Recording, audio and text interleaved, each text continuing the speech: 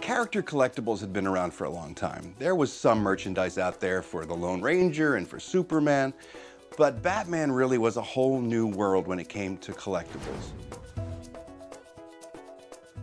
They're calling me the billion-dollar Batman only because we kicked off all of this stuff. You know, it's funny when people talk about Batman collectibles and people talk about the wide range of Batman toys and everything throughout the years, people always go back to the 1966 classic series. In 1966, there was about $75 million worth of merchandise released featuring the Batman character. We're talking brushes and t-shirts and bubblegum cards. Whatever they could slap a bat on, they did. And it created a firestorm of collectibles, unlike anyone had ever seen for any TV character before.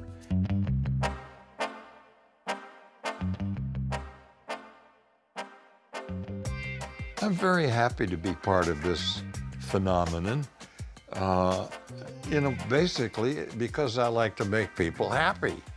And that's what we did and what we continue to do. You know, I'm in this for the laughs and to make people happy.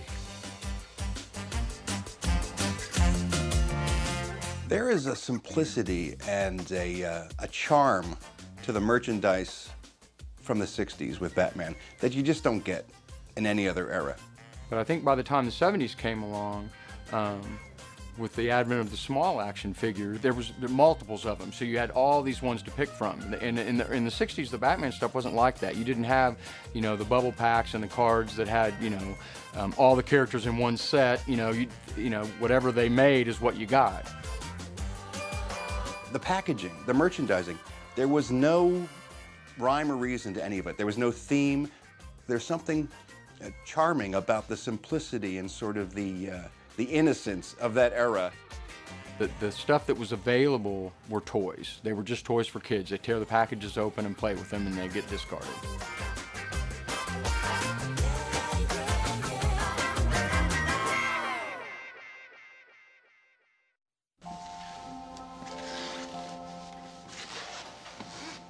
No, it's not in there. I was born in 1964. Ever go through a bookcase before? And the Batman TV series debuted on January 12th, 1966. And according to my family's legend, they put me in my high chair in front of the television set, and the first song I ever sang as a kid was na na na na na na na na na na na na na na, and from that moment on, I was a Batman fan. It's never waned. It's always been a part of me.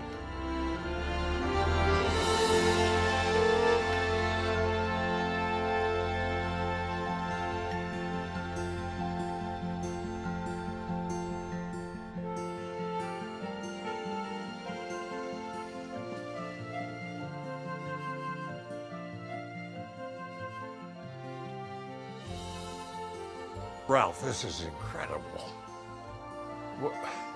What a great collection you have. This is a lifetime of appreciating you and your work. This is what it's all about. Since I was a little kid, I've been collecting this stuff. Wow. Well, you've got a real treasure, and I appreciate it. I think having a collectible, or 1,000 as Ralph does, is a little way to become closer to the show you love, or the people involved. In the corner there. We're over here? Yeah. Then something takes over. And I think it becomes almost obsessive, if I may. The collections get larger. In Ralph's case, the collection's gotten smarter. Recognize that 45 over there in the corner? Yes. It's a little song called Miranda. If you tell someone you're a Batman collector, and when you start talking about classic series, that really sets you apart as a purist. And you know that when you're talking to someone who collects 1966 classic Batman, you're saying, this guy's a purist. This guy he was there from the very beginning. What's this guy? That's the Batplane. That poster on the wall there, that's an actual screen-used poster from when you ran for mayor against the Penguin right there. You signed it for me. Ralph, I've never seen this. Yeah, that's a nice vacuum form piece. That's a little more recent, but it looked good there and it works good with the lights. But I mean, just so many different items. Yes. It's like pop culture archaeology. You know, it's social archaeology. I've got friends of mine who will walk into this room and see the collection, and they are transported back to another time and place in their lives. Now, you mentioned the bottles. Those things, I don't see. They're like some old prospector dug them up in the desert or something. And of course, some of the brand new stuff from Mattel, all the new action figures. There's you surfing. You know, that was a very fun piece, that episode. And I still have my bat board. I have a collection, but my collection is limited. How much costume do you have? Right now? No, not on you, but just in your own personal collection. I've got some of the Bruce Wayne duds Really? and Batman costuming. Yeah, I have quite a few goodies, but nothing like Ralph's. Speaking of cowls, Give me that sucker. let's try it on and see if the rumors are true. I'll tell you. Is there a crime? Oh. Son of a gun. What do you think, Ralph? It still fits. Still fits right? like a glove. Huh? Huh? This is so awesome. Excuse Got me. Batman in my Batcave. Wait a minute. What do I see in the sky? Ah.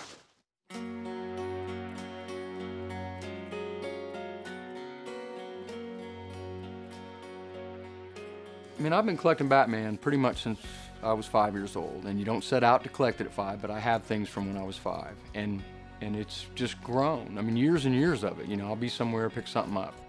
Like, I still have my lunchbox from kindergarten, and that was like a badge.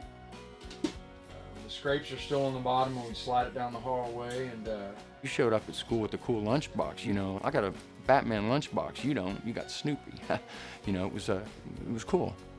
For Christmas in 1966, the TV show aired in January, but my Christmas that year, I got a 4-foot cardboard bat cave and a complete Batman outfit, the audio helmet, the cape, the bat belt, which I wish I still had. I mean, I was Batman. I mean, it's just plain and simple, I was Batman. I think vintage Batman collectors are perfectionists. I think they're perfectionists, they're completists. Some people might want to call them anal retentive because they want to have everything. These are the 1966 masks that General Electric put out. This is 1966 Mark's Bat Phone, and it's my understanding that they use this in car number 2 and 3. Here's a set of 1966 cards. It's the complete set. There's 52 in the set. As a species, I think we're very visual. Humans are very, very visual. They like what they see, okay? The sense of sight is very, very powerful. So you see that coming over into the collectibles too, and you see that when you go to people's collections and the way they have all their statues and all their toys lined up. They want it to be pleasing to the eye. When I get a piece, I really want it to be displayed in a way that not only I can appreciate it, but someone who maybe isn't even a 60s Batman fan could walk into this room and still say, this is impressive. This captures a time and an era and a character and a show, and there's something special about that. I try to display my stuff in sets, like my Robins, you know, and you can pan over here and got some Catwomans. This is what I coined the Mego case. There's a complete set of Megos, the Catwoman, Penguin, Batman and Robin, Batgirl, Joker, and Riddler. Well, some stuff, if I'm in a hurry, I just come down and I'll see a spot and, you know, but some things, if it's elongated, I find a spot where there's nothing in that space and put that in that space. I might go get the drill and screw a hole in the wall and hang something just here, you know, color stuff. Maybe something matches up or 2 boxes are the same size. Everybody cares about something, and I think to see someone else's passion on display is always interesting. And this is stuff that I worked hard to get. I have time and energy and emotion poured into this stuff. I know a guy in the Midwest who actually built a barn just for his Batman collection. And I remember talking to him, I'm like, well, why'd you build a barn? Why not just pick a room out of your house? And he goes, because my Batman collection deserves the very best. It's incredible, and it's that passion that carries over that really, it sort of embodies them, and that's truly what I love so much about it.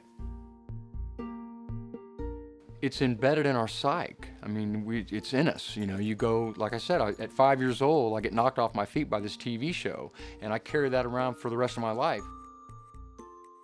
Yeah, this is a replica of the TV show outfit I had made about 15 years ago.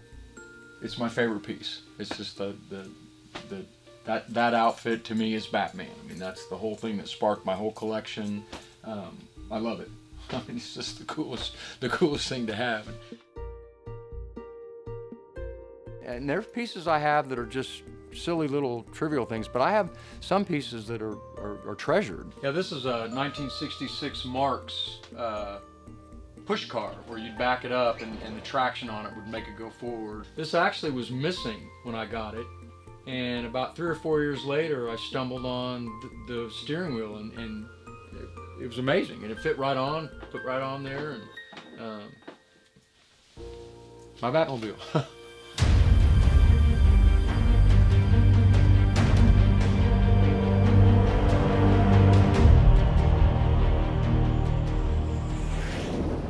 I was 2 years old in 1967. I fell in love with the TV show, the music, the action, and the color, but especially with the car. When that flamethrower shot off and the Batmobile sped out of the Batcave, came around that hairpin turn, it was just an amazing, indelible impression. Well, the Batmobile was probably the first car that the masses saw like that. I mean, it was really before the muscle cars and stuff. You know, I'm a car guy. I collect cars in real life, so for me, it's all about the Batmobile. It's all about the car, because back in '66, there was nothing like it on the road. But the Batmobile, it had missile launchers in it. It had fire coming out of the back of it. It had gadgets that you could relate to, you know, like, you know, the parachute, and you could just, and it was black and shiny, and it went really fast, and it came out of the Batcave, and it was open on top. It's like this little microcosm of justice. I mean, when Batman's in that, nothing can touch him. He can take his little brand of justice anywhere to the streets of Gotham. So with me, it's all about the Batmobile. I was 11 years old when I saw my first Batmobile in person, the number 4 dragster Barris-built Batmobile, and that's what cemented that someday I was going to build my own car. I was 17 years old when we did. 4 other crazy 17-year-olds and we took apart an old 1974 Monte Carlo and turned that into our very first Batmobile. We're sitting here at the Fiberglass Freak shop, and here in this very building is where we build these wonderful 1966 Batmobile replicas. One of the neat things about the '66 Batmobile versus the movie Batmobiles is that it was based on a real car. And it's a drivable vehicle. It's not a Hollywood prop. The original Batmobile was made on a 1955 Lincoln Futura concept car. There was only one that was ever built, and it's the car that actually became the Batmobile. George Barris only had about 3 or 4 weeks to find a car and turn it into the Batmobile, and it's very fortunate he had the Futura on hand to be able to do that. There's only about a 10 or 15% change if you look at the photos of the Futura, but those were significant. He brought the wings onto the doors, he brought the hood scoop down the nose of the car, added the scallops on the fins, removed the center canopy, and then added all of those bat gadgets. And because of that, I think that that's one of the reasons why it has such incredible appeal. It's so retro that it's futuristic. There were no blueprints for the Batmobile. There was hardly anything. Everything about the Lincoln Futura concept car was burned up in the Ford Rotunda fire in 1962. I had 5 photos of the number 4 car, and I had 1 picture of the number 1 car in the Corgi Batmobile, and that was it that we used to build our first car. Now, since then, of course, I've got about 20 gigabytes of data on the Batmobile, and I've looked at all of the Barris replicas and have been able to measure the number 1. I interviewed George Barris while he was sitting in the car, in the number 1 screen used car, and that was very exciting for me. And then he said, "Boys, I've got to go to the airport, so you can stay as long as you want."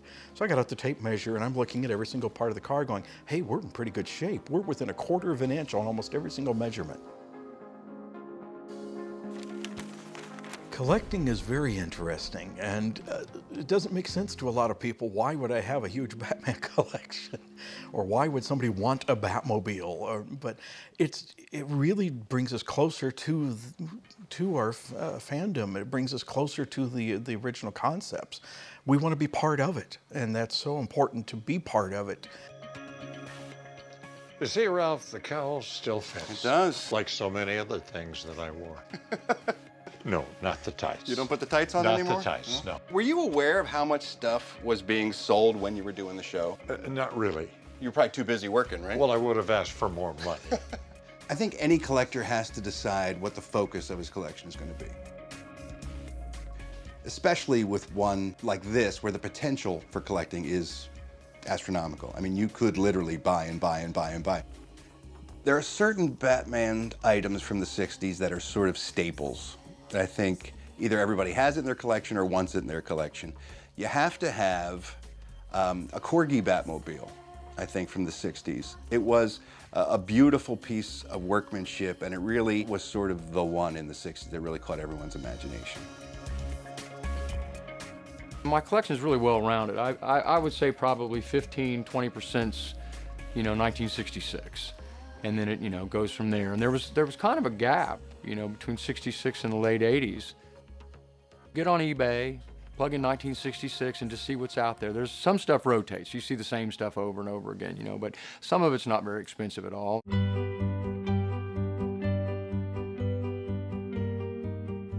Part of the fun is hunting for this stuff. And I'm lucky enough that sometimes my work will take me to other cities.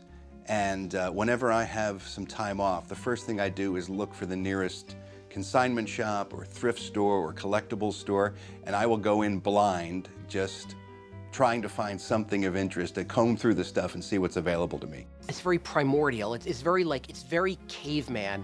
And I'm saying this because ever since we evolved from Neanderthals and they were hunting food, people are doing that, hunting the toys now, because it sparks something in us. We need more. It's insatiable. And then you start looking around. You start hunting. You start asking questions. You start tracking it. I see that logo on my sleeve. I can walk into a store and there can be one Batman item in the store and I'll spot it. First, you have to look at how much it costs, because that's should I spend this money on this? Then when you get past that and you decide you are, it becomes a quest almost. It's like, I'm gonna buy this. And now it's time to jump. So then you say, how much? I gotta pay for it. I'm paying for it now. You whip up the credit card, you whip up the cash, maybe you might wanna write a check. That's the kill. That's when you get it. You take it home, just like the cavemen dragged home, the bear or the mountain lion or whatever to their cave, and you have it, and you feast on the collectible. You enjoy it. I find that first moment when you actually get something and you hold it in your hands and you're actually in possession of that item, that is the highest high. A lot of people think about collecting a lot like sex. Okay, there's a lot of foreplay when you're looking for the item, and then there's the actual act of intercourse when you're buying the item. You want to find your crown jewel. You want to find the piece that, and again, mine's the outfit from the TV show, and just go from there. There are some of those pieces that are so cool or so unique or so rare that you can't help but collect those as well. One of my favorites is the 1966 Ideal Joker hand puppet. The Joker one is really hard to get because apparently it was only sold in a special set from Sears. Your mom and dad had to order it for you for Christmas through the Wish book, and that's when you got the Joker. Otherwise, you couldn't get him. It was all cardboard, and it was this pop-up puppet theater. It was only available through a catalog back in the 60s, and it came with 3 puppets, Batman, Robin, and a Joker. Now, the Joker was only available in this set. We just sold it for $6,000. You caught me looking at the Joker. This guy is nefarious. And the cool thing was the guy came in and he had that twinkle in his eye, like a little 12-year-old. He's like, I've been looking for this set for 30 years. That initial conquest, when you get those things, I mean, that's the addiction. That's why we keep going. This item here, this is one of the holy grails for all of us Batman collectors. That is the Ideal Toys Batman utility belt from 1966. It's funny, out of thousands of Batman collectibles from the 60s, there are a few that have captured the imagination and the lust of Batman collectors. And this piece was a huge hit when it was released in the 60s and has continued to be a holy grail for collectors. To find it complete, mint in box, is what everybody's looking for. The utility belt is a little different from mine. Yes, a little bit. The things that I really focus on now are super rare because they are costume pieces, props, set pieces from the actual series itself.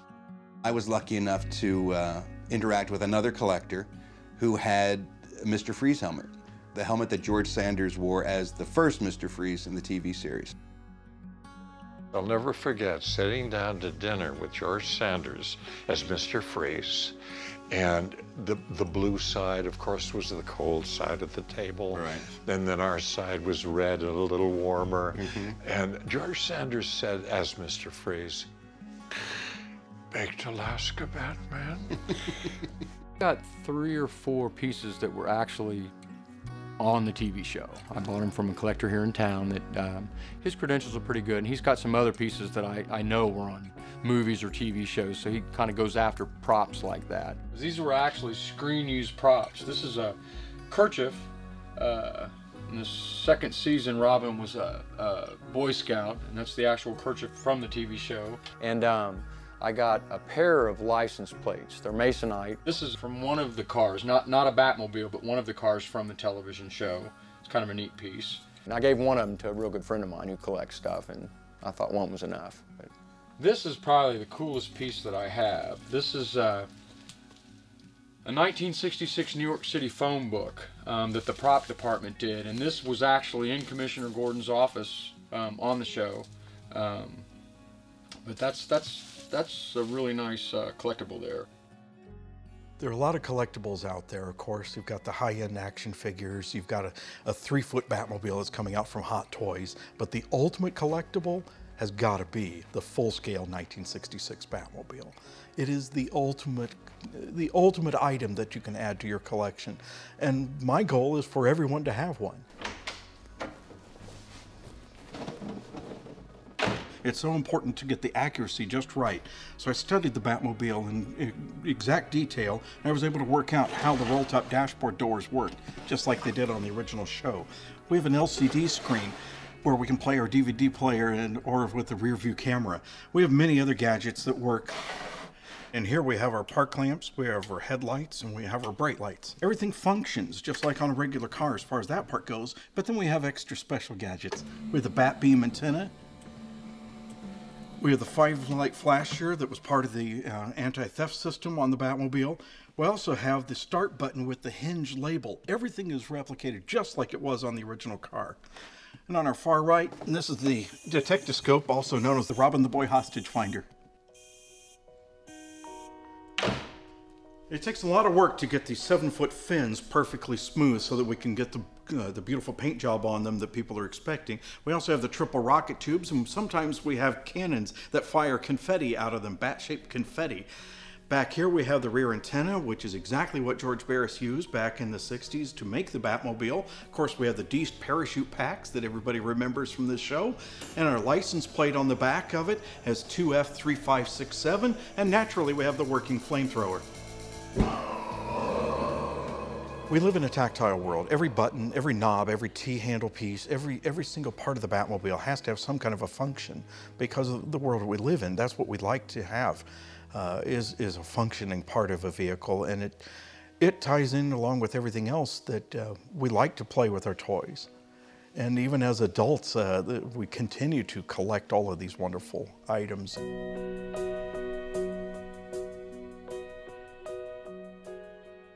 It's hard to pick a favorite out of any collection. I think any collector would tell you that because each one has different meaning to you. But if I had to, I would think that the pair of screen-worn bat gloves that Adam West actually wore on the set has to be my favorite piece. Recognize these? Wait. Yes, they're genuine. Those are yours. Oh my God, Ralph. From your collection. Because you have to think about me watching the show as a kid and looking at that amazing costume and watching Adam be Batman for me on television. To be able to reach inside that television set and pull out a pair of gloves that he was wearing when he did that, it's almost like time travel. Oh my God, Ralph. It's impressive because Ralph is a wonderful collector. Ralph has had the ability to put things together that are relevant and that they work together. It's home in the best possible sense. These are things that I love and that I enjoy. So the minute I walk into this room, I'm already happier than I was before I crossed the threshold. And when I'm sitting at my computer and I'm working on something, I just have to turn around and look around, and I'm surrounded by things that I enjoy. It's a great atmosphere to be in.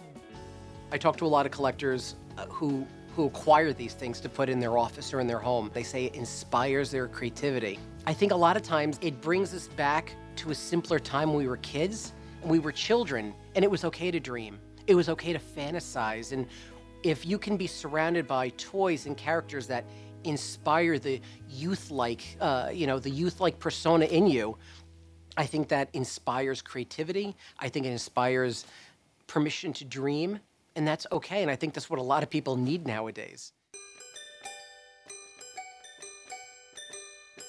Now, I write a lot, and what do you use for motivation to write? And the TV show kind of came into it, and thought about being little and wearing a cape as a kid, and I think, a lot of kids probably wore capes, and so I wrote a song.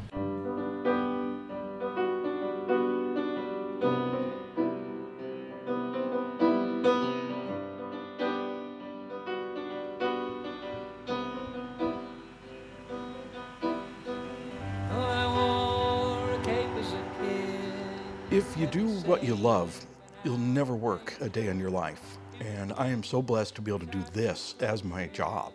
And it's a joy to be able to come to work on these Batmobiles.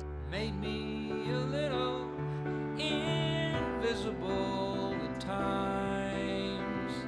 Gave me a little happy peace of mind. So that's it, more or less. A whole lifetime worth of collecting because of you and your work and what it has meant to me. And it means a lot to have you here with me because it's a way for me to say thank you for everything. Oh, Ralph, I'll tell you that the admiration is mutual. For me, this collection is an extension of how I feel about the TV show. And people will say to me, sure, I can understand when you were a kid you played with Batman toys, but didn't you ever grow out of it? Wasn't there a time when you were a teenager or in your 20s or something when you stopped caring about Batman and then maybe you rediscovered it? And that was never the case for me. It's a way for me to enjoy not only what I've seen and what I've watched over the years, but to own a little piece of it. It just makes me happy. That's the bottom line. I love the greatest, biggest TV show on half an hour, 2 days in a row. It's like I didn't set out to be a collector. I just, like I said earlier, gathered things up that I kept, and they got put in a box, and I carried that box around, and things became available, and you grow a little bit older, and you can afford more than just buying comics, and that kind of snowballs. And I started getting emails from a gal named Jenny from London, England, at Guinness, and saying, we understand you have the world's largest Batman collection. And I sent her back an email and said, no, ma'am, I don't. I just have a lot of Batman. And she goes, well, we think you have the world's largest. So I took 3 days off of work and cataloged my Batman collection. And it was 2 weeks later, she sent me an email and said, you have what we believe to be the world's largest thing, and we're going to give it to you. And about a week and a half after that, the certificate showed up.